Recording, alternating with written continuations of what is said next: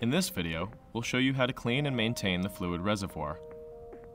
To start, unscrew the fluid reservoir from the JPV body. Next, remove the nozzle and top screws as you would if you were going to fill the machine with fluid. Gently unscrew the top half of the fluid reservoir and pour the fluid into a nearby sink. Be mindful of the red O-rings on the top and bottom of the reservoir. They may fall out. Remove the filter at the bottom of the reservoir by gently unscrewing it.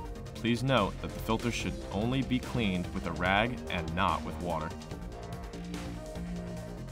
Other than the filter, every other piece of the fluid reservoir can be washed by running under water and rub lightly with a rag or cloth. Let the pieces of the reservoir air dry for about an hour or so before reassembling. Note, you should never run the JPV fogger without fluid. Proper care and cleaning is key in peak performance of your Roger George JPV fogger. The JPV fogger is available for purchase at rogergeorge.com.